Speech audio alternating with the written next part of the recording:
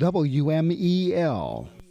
That's the sound of the 1951 Ford Victoria Hot Rod, fully restored and donated from the private collection of A.J. Hires. It's the 2017 Win the Classic Ford Car Raffle to support Helping Seniors of Brevard. You have to see this car. I'm Kerry Fink, and I'm inviting you to visit helpingseniors.brevard.org for full information on this exciting car raffle. That's helpingseniors.brevard.org. Stay tuned for more info on the Talk to Me radio network. We're glad that WMEL cares about the space and Treasure Coast.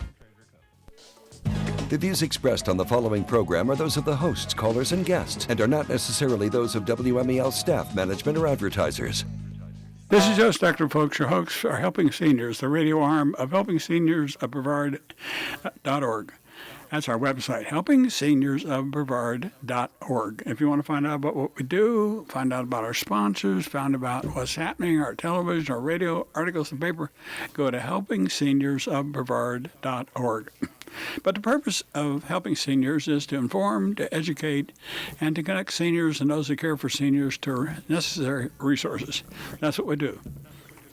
A lot of other people think they do the same thing we do, but they don't. And that's just a straight matter of truth. Just like you got these congressional hearings going on in Washington, D.C. right now, and you got all this stuff happening, and we wonder if people are telling the truth. You wonder what what's really happening. But I can tell you, folks, if when we say something on our radio show, or we do it on the TV, or we write it in our newspaper articles, we can prove what we're saying. And you don't have to worry whether it's the right thing or not, because it is. Now, a lot of things are based on opinion, and everybody has a right to their opinion. But when it comes to raising money, spending somebody else's money, you should spend that money for what people intended it to be used for.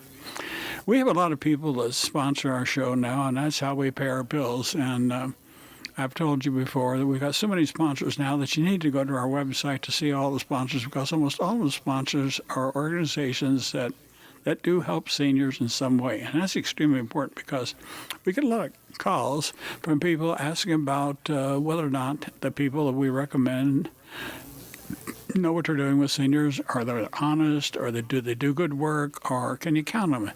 Yes, you can. We're not going to tell you somebody unless we know who they are, because we do a pretty good job of vetting the people that we recommend that are our sponsors. And almost all the sponsors we take are organizations that do help seniors. And some of the ones today include the Eye Institute, and they're getting ready to open their fourth office in Titusville. Dr. Sheldon, who is my panelist today, and he'll be here in just a minute. This radio station is on Beachside Assisted Living, Brevard Chiropractic, Cobblestone Real Estate, Senior Scene Magazine. And speaking of Senior Scene Magazine, there's just a lot that is happening in Brevard County. And much of it you're reading and you're seeing in the news on a daily basis, and a lot of it has to do with the budget. And we have 3 new commissioners, and they all need to understand some of the background. And that's one of the problems you have in local government. You get new people coming on board, and a lot of them don't know what some of the background issues are. And if you don't know the background issues, then you can make a terrible mistake. And just like they took a recent vote to reduce the amount of community-based operational funding to 0, and they're going to do that over a 5-year period. Well, I've just got through doing my second article for the newspaper about why this is not a good idea. Because, if you got $1 billion budget, and 3/4 of that budget is already designated and it's how it's going to be spent, and a big chunk of that money is going for salaries, benefits, retirement benefits, medical care. You reach a point of diminishing returns where you get squelched in so much that you don't have anything left to take care of what some of the needs are. The same thing is happening on a local level that's happening on a national basis. So these are some of the things that I and some of my panelists talk about over time. But my panelists today, Dr. Lee, Sheldon, and I are going to talk about what we're talking about is enhancements that will improve the surgical experience. And, there's just a lot more people, Dr. Sheldon, that are being operated on, since we got a lot more older people in Brevard County now. We're attracting more elderly people to Florida.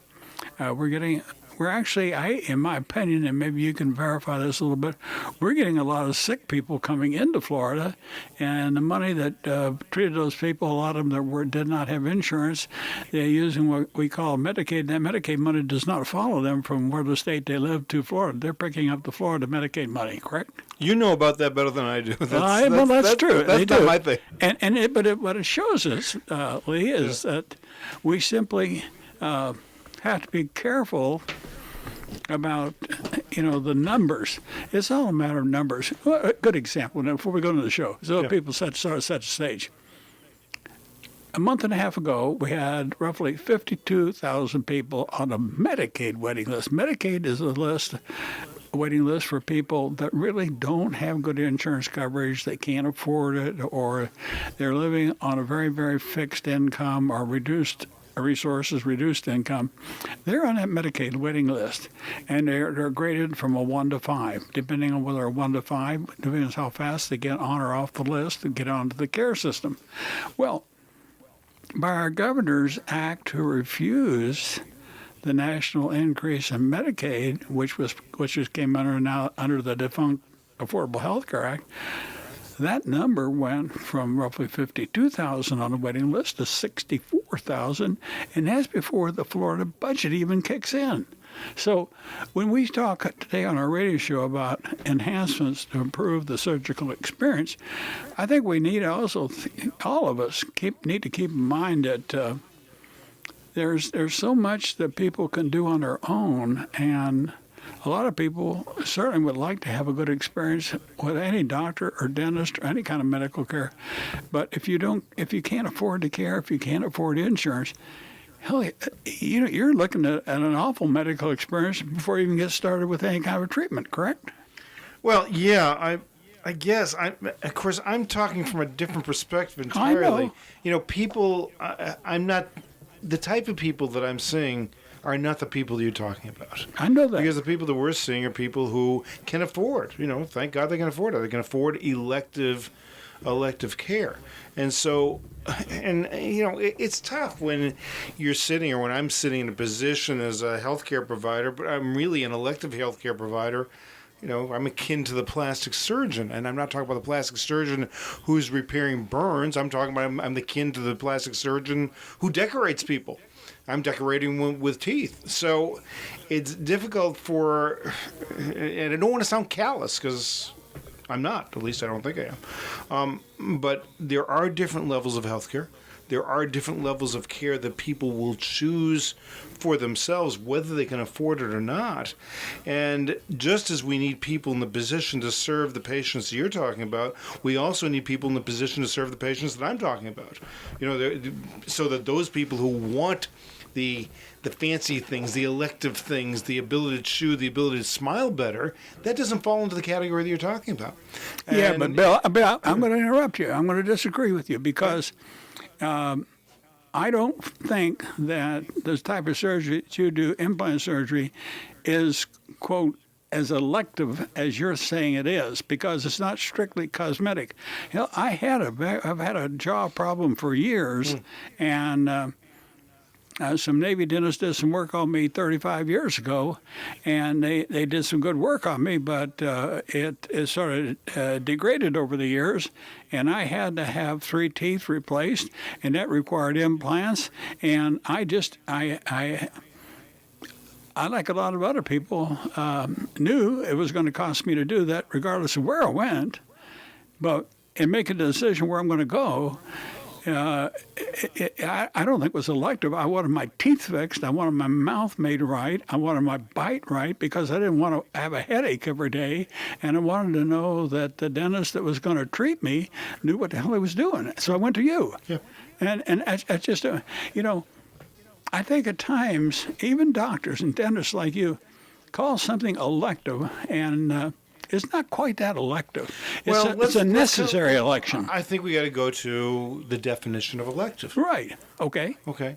And so elective essentially means that we're not treating infections. We're not treating life-threatening diseases. Instead, we're doing procedures or providing services for people or for patients that enhance their quality of life. And it's a big distinction to I've got a severe infection, I've got to be treated right now, and we see some of those patients, of course, but that's not the bulk of the care that we do. So, if we're talking about elective, we are talking about enhancing quality of life. Elective does not mean not necessary. Okay. Okay. How about that? Let's assume, for example, because people come to the dentist for 4 reasons. So let's go, and we've talked about these 4 reasons before. They want to be able to smile, they want to be able to chew, they want to be free of pain, and they don't want their mouths to stink. Those are the 4 reasons why people come to the dentist. Okay, so let's separate out those categories, if you will. If we're talking about the ability to smile, the ability to smile can be carried out through a denture, which is a less costly procedure, or through dental implants supported fixed bridges, which are a much more costly procedure. Either way, they'll get the smile. But then when it comes to chewing ability, the denture is far more limited for the patient to chew. In other words, if a denture is floating on a ridge on the lower or is held in by suction on the upper, people have a distinctly less function as a result of wearing those, particularly wearing the lower denture. So they have the ability to smile, but they don't have the ability or as much ability to chew, particularly if they have both upper and lower dentures. With regard to free of pain, that's also a less costly procedure. So that's the non-elective. So if you have a toothache, an extraction, for example, costs, assuming you were paying for the extraction for a moment, an extraction costs far less than a dental implant would cost. Okay. Extraction probably costs 10% of what a dental implant supported tooth would cost. And then they don't want their mouths to stink, or I can look at that either way. If you have periodontal disease, it's a chronic disease, you're going to lose your teeth. Oh, well, is that elective treatment or is it not? You look at it both ways. But even if we're talking about treating periodontal disease, we can treat the entire mouth for periodontal disease for the cost of one dental implant. So again, it becomes a less costly procedure. But right away you raise something else. Yeah. If you don't take care of your mouth, if you have periodontal disease, and there are a lot of people that have untreated periodontal disease. 50% of the people in the United States have periodontal disease. The question I've never asked you, and on the radio show, and all the years that we've talked, what or how much does periodontal disease contribute to the need for implants? Well, or can you make a relation? Yeah, you can. I mean, if you look at the people who lose their teeth, about half of them lose it due to periodontal disease. The other half of the people lose their teeth due to tooth decay.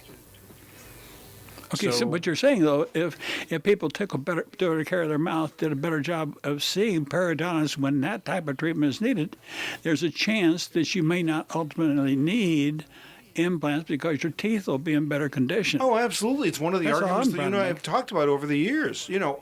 If you want to talk about what I was going to say, what I'm ticked off over, and I'm not ticked off over it, but obviously you're ticked off over something today because we're not talking about what we want to talk about. So let's talk about this. I mean, this is unusual. What ticks me off is that I see commercials on TV. And the commercials on TV say it's a patient saying, I have periodontal disease, and it was like it was a death sentence for the teeth, and nothing could be done. So I went to dental implant facility A, and I had all my teeth taken out and had implants put in and teeth placed in one day. And what I don't understand is, number one, why the patient would assume without ever seeing a periodontist, because that's what usually happens, that the periodontal disease can't be treated. And why do you assume that if you have periodontal disease, that the only option is dental implants? I'm proud of the options we offer. We offer both options. We can take out your teeth, put in implants, and put in teeth in the same day, just like they do in the commercials. But we also are very proud of the patients who come in, have been told that their teeth have a death sentence, and we're able to save their teeth. And then we're able to save their teeth in health. So, do you actually have people come in and say that they need implants? They've been told they need implants. You examine them and they don't need implants. Oh yeah, in fact, the magazine that we've been sending out for the past few years. Yeah. One of those patients is in the magazine. He walked in saying, "I want dental implants." I examined him. I said, "You don't need dental implants. We'll do some bridge work on you, and you'll be done, and you'll pay half of what you would have paid if you got dental implants." And he's smiling, he's happy, and he gives us all sorts of accolades. But that happens. That isn't a rarity, Joe. I've got patients in my practice, but don't forget, it was a referral practice for most of my career. It's only later in my career that we became a primary care practice where I said, you can see the periodontist first, and you don't have to go to the general dentist. And you and I have talked. There are a lot of reasons for that. Not the least of which is that I want to practice with my son. He's a general dentist, and all of a sudden we've got a great situation where we have general dentist and periodontist. Now we have two periodontists and one general dentist practicing under one roof. I mean, that's unheard of in the profession. So unheard of that the American Academy of Periodontology has asked me to speak this year for longer than any other speaker in Boston. I've got 4 hours. The maximum anybody else has is 3, and probably most of them are speaking for 2. That's how interested they are in what we're doing right here in the little metropolis of Melbourne, Florida. You're going to take your what's that bellows system that the guy that the blacksmith used, the one to pump air into you? I'm kidding. Get you pumped up so you can talk for 4 hours. Are you talking about like what you would do for a fire to keep a fire going? I'm going to pump you up so you can talk for 4 hours. I haven't seen one of those things in years. I was getting the point. Are you full of air? Full of it. Listen. Okay, we're back to the show. You and I have been doing this for a long time. You know I'm full of air. I know you're full of air. So, but it's pretty good air. Yeah, but thank you. But yes, I mean, I've been seeing patients. I got here in 1980. I've been seeing patients since 1980. I still see them. Maybe not in 1980, but certainly in the 1980s, where they were told they were going to lose their teeth, and they still have them. We make the assumption we have periodontal disease, and therefore we're going to lose our teeth. That was pre-1950s, before periodontists were even around. That it was assumed you have periodontal disease, you're going to lose them. But did the patients ever see a periodontist? No. Were they ever referred to a periodontist? No. It was just, I'll do the best job I can. I'll let my hygienist scale the teeth. My hygienist can do just as well as the periodontist hygienist. And it's let go. And frankly, it's a travesty as to what's going on when patients who have periodontal disease are kept in the general dentist's office when the periodontal disease isn't under control and are not referred to the periodontist. If you have periodontal disease, I'm talking about you out there, those of you who are listening. If you have periodontal disease and you've retained pockets and the pockets are remaining, and you're told we're doing the best we can, and you haven't been referred to a periodontist, don't call me. Call any periodontist and get an appointment for an examination yourself. Periodontal disease is a bacterial disease. There's evidence that it's a viral disease as well, and it could also be a disease of protozoa. And frankly, if you have those things going on in your system, it may adversely affect your health. And if you're just saying, we did the best we can, or if the hygienist is shooting lots of antibiotic powder below your gum line in order to be able to try to get this under control, you're not getting real periodontal treatment. Go to a periodontist, get a good diagnosis made. If necessary, get a culture of the bacteria that's there so that we can treat it appropriately, and you're going to do far better. Well, one of the reasons. And by the way, if anybody from the Brevard County Dental Society is listening to me right now, I've said something horrible. But at this point in my career, it's serious. It's serious when patients have periodontal disease. Imagine having cardiac disease, and the general physician says, well, I'm going to handle the best I can. And you're not referred to a cardiologist. You wouldn't even hear of that. But it happens in dentistry every single day. Well, that's why I keep coming back to this, Lee, because I have a cardiology problem. You know, I've had a problem with the aorta. I've had a problem with my heart. It's and so I'm very much aware of other body functions or diseases, how they can impact the heart. And I know, and in fact, it was not you. It was a dentist that was a former emergency room doctor that made me very, very aware of the fact that I had to be careful with my dental work because of possible infection through through my teeth through to the heart. Yeah, and we're getting a stronger and stronger link. By the way, there is, as in the medical literature in anything, there are debates pro and con as to whether there's a causal link. In other words, periodontal disease causes some kinds of heart disease, or is there a common thread between both of them? And so we're not certain where the arguments are going to end up. But at this point, there's been a very, very strong link between the bacterial contaminants within the periodontal pocket and what's found in the heart. And so the assumption is one goes to the other place, and not only the assumption, there is some evidence that in fact that occurs. But there's still the debate as to whether there's a common thread that's beneath that. We don't know that yet. But just as if you had an infection in your arm, you had an infection under your fingernail, you had an infection in your throat, you would get it treated. You know, if you have an infection under your gums, you would get that treated too. Let the literature figure it out over the next 5, 10, 15, 20 years as more evidence is there. But you certainly don't want to walk around with an infection when everything has not been looked at by the specialist who treats that infection. But you know, a statistic that probably doesn't get talked about very much. I know that when people call and try to get a general practitioner, medical type, get an appointment, it sometimes takes weeks to get an appointment to see a doctor, unless you're very fortunate to have a doctor that will see you. On the other hand, I don't know how many dentists. I think we got a lot of dentists in Brevard County. Yeah, we do. But can people easily get in to see a dentist, or are there waiting times for dentists? I don't know. You can get it in my office within 2 weeks. Okay. And if there's an emergency, you can get in right away. Okay, I hear the music for the show. We're going to have a break. But when we come back on the other side, the first question I have for Doctor is, what enhancements are available to improve the patient's experience? Finally, we're getting to what gonna we're talk here about a for. show. Yeah, right. Stay with us, people. We'll be back. WMEL. That's the sound of the 1951 Ford Victoria Hot Rod, fully restored and donated from the private collection of A.J. Hires. It's the 2017 Win the Classic Ford car raffle to support Helping Seniors of Brevard. You have to see this car. I'm Kerry Fink, and I'm inviting you to visit helpingseniorsofbrevard.org for full information on this exciting car raffle. That's helpingseniorsofbrevard.org. Stay tuned for more info on the Talk to Me radio network. We're glad that WMEL cares about the space and Treasure Coast. On the air.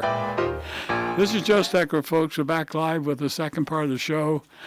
Lee and Gary are having a little dialogue between the window here, pointing fingers at each other. Gary gave us a signal. We're about ready to go on the air. What are we talking about? We're going to talk about hair transplants? Is that what we're talking about now? What are we talking about? Hair transplants? Yeah, he gave us a 1 minute signal and took 3 minutes. Yeah, it was a 1 minute signal, and I'm sitting there. Hey, listen, you guys are in the military. You know what that's like. Hurry up and wait. Hurry up and wait. Okay. All right. Both of you guys be quiet. Let's let our audience hear what we're going to say. I promised you all I would stick to the script this part of the show. Yeah, right. But what enhancements, Lee, are available to improve the patient experience? What do you mean when you say enhancement? What does that mean in terms? Well, you know, nobody wants to have surgery done. And when they do want to have surgery, they want to make sure their post-operative experience is as good as possible. So what do you do about that? Well, part of that is the quality of the surgical procedure, how the procedure is done. And so obviously we want to go to a good surgeon. But beyond that, there are some things that we can do that have been developed over the past probably 20 or 25 years that keep on being improved and improved and improved, and recently improved again, to take the patient's own blood products and incorporate the blood products in the surgical procedure itself. So what do I mean by that? Are you talking about taking the person's blood ahead of time? I am talking about taking at the time of the surgery, right before the surgery. Take the person's blood. You take a few vials, just like if you were to donate blood, or if you were to get a blood test. I mean, not donate blood, but if you were to get a blood test, you'd have a few vials taken. You spin those vials down in a centrifuge, which will separate out the solid portion from the liquid portion of the blood. Within the solid portion of the blood, there's something called platelets. Platelets are what's responsible for a blood clot. So if you cut your finger and you get a scab, the clotting process comes about through the platelets. And the platelets coagulate, and they come together, and the scab organizes, and then you eventually heal. What's interesting, these platelets have components within them that are called growth factors. And there are a number of different growth factors. I think there's 5 different growth factors within the platelet. Well, if you can concentrate those platelets, and then you can extract the growth factors out of those platelets and mix that with or place that in the area of the incision of the surgical wound, you can get that area to heal faster and more comfortably. You can do the same in general surgery. You do that in general surgery, and the same techniques that we're talking about are not just used in dental surgery. They're used in orthopedic surgery, they're used in plastic surgery, ENT surgery, a number of other surgeries. So there are things that you and I talk about in dentistry that they can ask the same questions of their surgeon if they're going to have, if their body's going to be opened up and not have laparoscopic surgery. Correct. And the reason I'm even commenting on that is because years ago at a radio show with Dr. Hines from the back center, and in those days it had something they called bloodless surgery. Well, what people would think was that we're going to have blood involved in surgery. Well, that's not true. What they were saying was they would take the person's blood ahead of time, bank or store that blood, and instead of using somebody else's blood to do a transfusion after surgery when they close them up, they would use their own blood. That make sense? That's always safe, for sure. It's a safer way to do it. Yeah. But a lot of, I wonder, given those things, I wonder how many people even think about something like that. Well, it's and I'm into marketing, and I think marketing is important because marketing is essentially allows patients to know, potential patients to know doctors they may not otherwise know. And some people who say, well, he's a big advertiser, that type of thing, and you just have to look at it for what it is.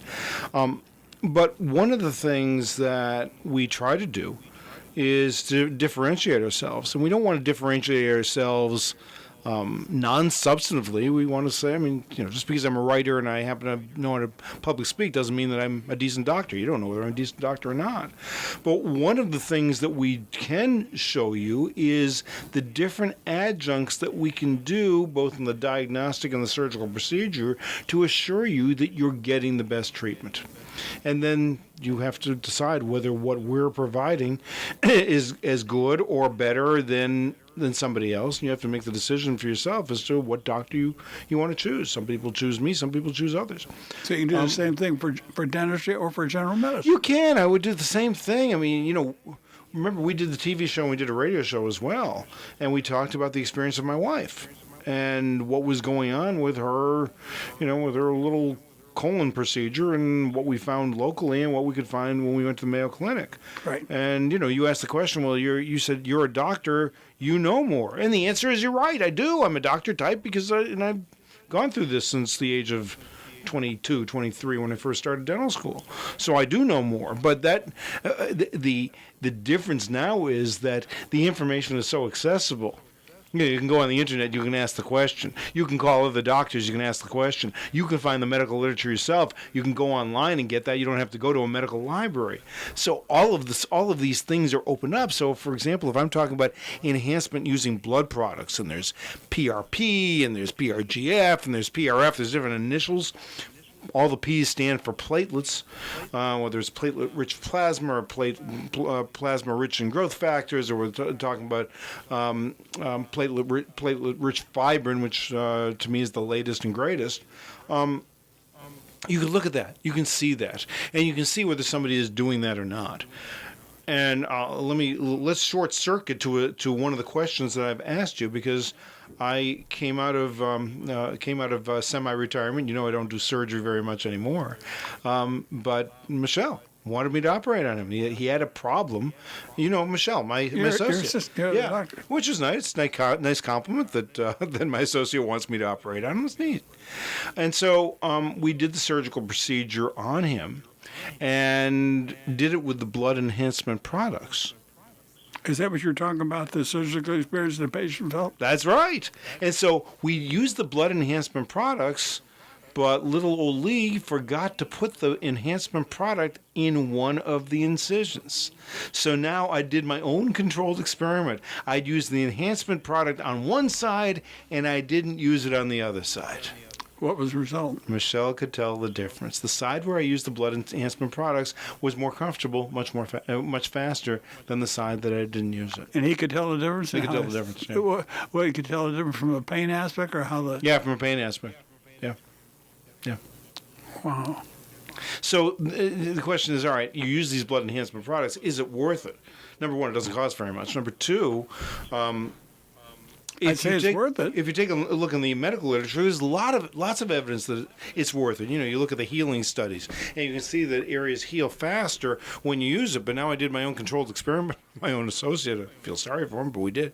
And sure enough, the side that we used the blood enhancement products did that much better. But take a look at what you can do with this now, because you can take the blood and you can make a membrane. You can actually make a scaffold, something that would be thick like a piece of parchment paper, and you can implant it below the gum line and actually encourage more bone growth without using bone. You use these blood enhancement products, and the body is smart enough to know I'm supposed to put bone in there. Well, since we're talking about that, right, let's talk about something that I know that you're going to go to a conference, and you're going to talk about it, but I want to talk about that before we. I don't want to mess on that because, folks, Dr. Sheldon is going to go to a conference, and I want him to tell you what they're going to do at the conference, and then relate that to his own practice and how they've changed some things on the implant and how they're doing something different now than what they did on me and why it's so important. Wow. That's a big question, but I'll help you if you don't understand it. Gary, if we hadn't made the break and you just recorded Joe's and my conversation, we wouldn't have to have these conversations now. Well, if you didn't talk so much, you'd be able to explain this. Now, go ahead. Now, hold it out in there. I don't want to walk in there, between you and the Admiral. I don't want to break this up here, All right. Well, calm down now. I appreciate that. And all right, I'll take a deep breath. Is that better? All right. So let's talk about this, because I'm going to talk about things that we don't talk about on TV, and I'm going to talk about things we don't talk about in the magazine, but I do talk about it in my book. By the way, the third edition is coming out the end of July. Third edition of the Ultimate Mouth Manual. Last month I said it was June. Now it's going to be July. Okay. All right. Dental implants fail. Not all dental implants fail. Most of them succeed.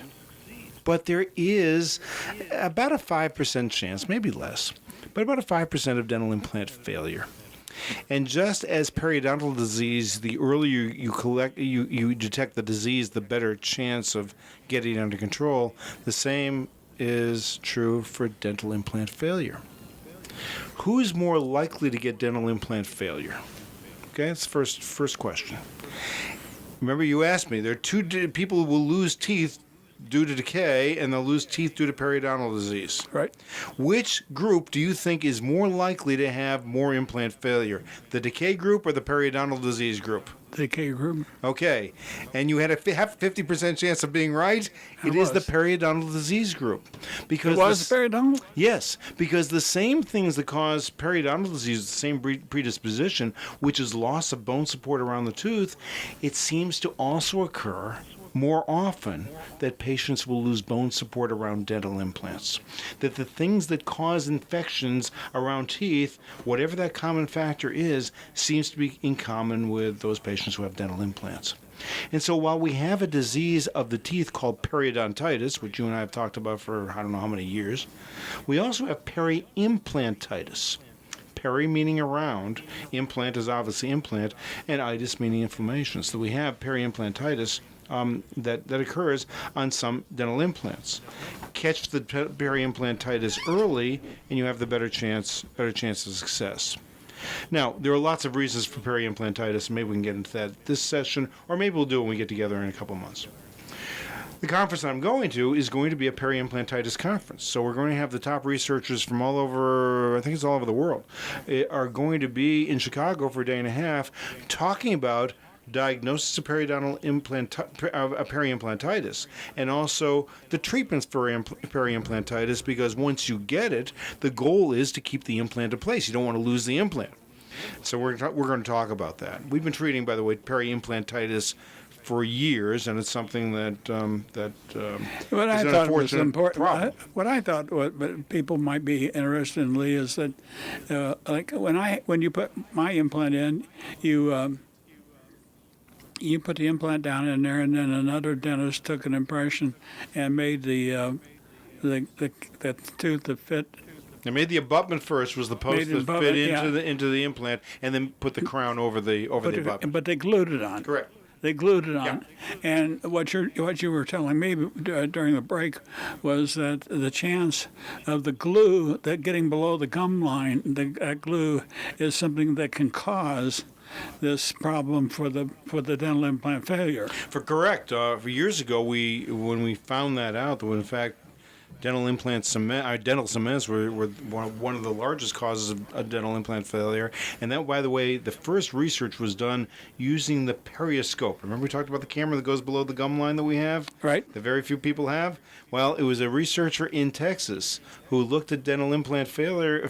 He looked at it with a periscope, and sure enough, he found some cement on the dental implants that was causing the failure. For the most part, you can remove the cement. When you're talking about failure, okay. you were talking about infection, though. Yeah, infection or peri-implantitis, the loss of bone support. But what I thought was interesting, folks, was that when they did the way we still do and did it almost exclusively was to put to do what Lee just described, is to put you put the thing down in the jaw, and that sets up, and then you screw the post down in, then you put the tooth on, you glue it to the post. Yep. Now, what to do is you put the thing down on the tooth that you can glue the old post into, but instead you just make the tooth, and you drill a hole through the tooth, and you screw the post that goes down through the tooth into the implant in the jaw, which eliminates the need to use cement anymore. Correct. You just put the cement over the top of the screw that you put through the tooth. Correct. Yeah, and this is all done in the laboratory, so that by the time when you're ready to seat the crown, the hole is already drilled. It's drilled in the operatory, as a matter of in the lab, so that we have everything ready to go. And instead of cementing a crown onto an abutment that's screwed to the tooth, we screw the crown directly into the implant. Being the questionnaire that I am, I can understand putting the implant in there, and I can understand cementing a tooth onto an abutment or whatever you call it there, where you prepare the tooth to put the crown on it. But it seems to me like you have with the glue there, you have a little leeway to move that tooth so that you can adjust it on the fit. How in the world do you do the same adjustment if you're putting a screw through that thing? Well, first of all, we're not looking for leeway in crowns like that. We want crowns to fit precisely.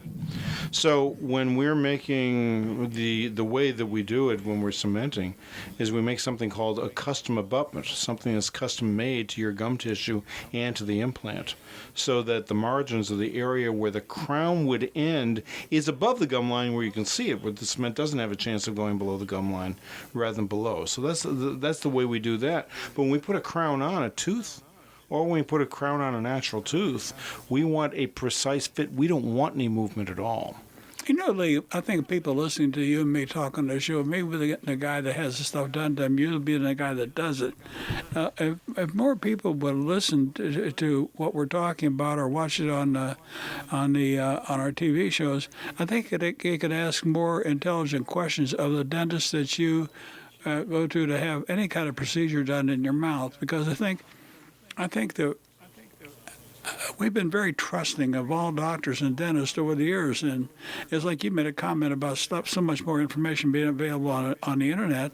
I've learned an awful lot on the internet, and I've learned more about how to ask questions of my doctor for different things, and I haven't. Of course, you and I talk about it so much. When I go in and having work done by you, I'm almost very knowledgeable about what you're going to do to me ahead of time, so I know that.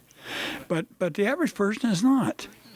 And I just wonder how often people can go to a doctor or a dentist and how do they know they're getting the best treatment possible? How do they know that? I think you have to shop for a dentist the same way as you shop for any professional, even non-professional. Word of mouth is certainly a good thing to do.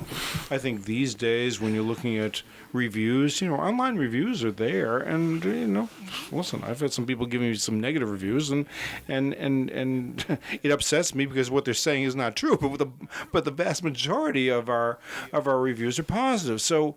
I think you can go by the experiences of others, but I also think that you can shop for a dentist based on qualifications, and we talked about that before earlier in the program. If you have a problem that requires specialty care, look for the specialist. Look for the specialist for that opinion, but. I think if we look at word of mouth, if we look at non-competing dentists, for example, if you wanted to find out who a good general dentist is, how would you find out? How about if you go to a specialist and you ask the specialist who's a good general dentist?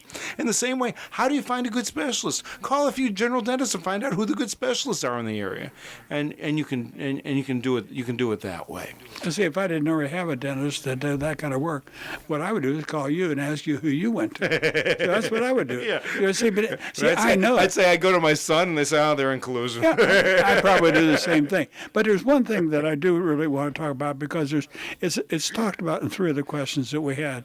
We're talking about pre-op preparation. What's some of the things you can do? Yeah. What did you mean by that? I'll tell you, I'm so excited. And frankly, I'm not the first one to talk about this. There are about 50 of us across the country. Sometimes I get in things really early. And this came to me from two periodontists. It came to me from a periodontist in Columbus, Ohio, and a periodontist in Dallas, both of whom I know, and I know them fairly well. And they found a homeopathic product. A natural type of product. Okay. That was working very well for them. And essentially what occurred was an oral surgeon developed this homeopathic product. Something where you can use a spray below your tongue, a rinse, and a gel. And you start with the spray about 5 days prior to the surgery. And it's a spray. It's a non-toxic type of spray that you spray under your tongue. And then you do the surgical procedure, and then you use the rinse and the gel and the spray after the surgical procedure for several days afterwards. And the number of narcotics that we're using right now as a result of our patients using this has dropped dramatically. So look, we've got a big problem in this country where people are taking way too many narcotics. It's an epidemic here. And here's a natural product which took the pain away well enough that people are able to go through the surgical procedure and use. Away? I'm sorry? It's taking the pain away. It's taking the pain away after the surgical procedure. So they're using either no narcotics or using something like Advil or Tylenol or something like that, or they're using very few narcotics, and it's making a big, big difference to our patients. They love it. Would that be something akin to the gel they use for treatment when you're going to do cataract surgery? I think you could look at it that way, but the composition of the gel is different. The composition different? Yeah. I was amazed when I was scared to death about having my eyes poked into and something taken out and put in there, and I said, how in the world can you do that? And of course, we'll get this thing on our television, folks, but they did film my cataract surgery. We did film it, and I have to tell you honestly, I was awake for the whole darn thing, except they finally gave me, I guess, some stuff that I forgot what happened.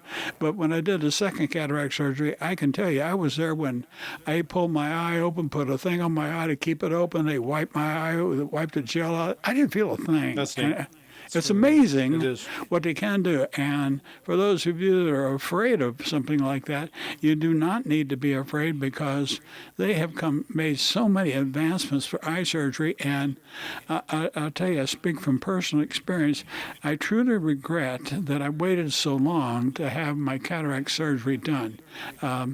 I can get by without wearing glasses now, and I actually see television better without my glasses than with my glasses. I'm not sure that my prescription is completely right for reading a book, but large print book I have absolutely no problem at all reading. But it's just like anything else, you have to adjust. But we go back when you're talking about what you just talked about, but before you had me. You had me do my surgery. You had me on a Juice Plus product. Why did you put me on a Juice Plus product? Well, I think if we're looking at methods of prevention, in one thing is we want to make sure the body is as capable of healing as possible. Well, what makes the person capable? Fruits and vegetables. Okay. Well, we got the music coming on, folks. So it's time for us to call an end to this day's session. I want to thank Dr. Sheldon for being here with me. We did actually get through all of our questions and even talked about something. He said if we had time, we'll talk about it. We even talked about that. So we'll talk about it more in August. Okay. We'll do that then, Lee. But thank you all for listening, and thank you, Dr. Sheldon, for being here with us today. I hope you all learned something. Thanks, See you sir. next week. Bye-bye. Bye-bye.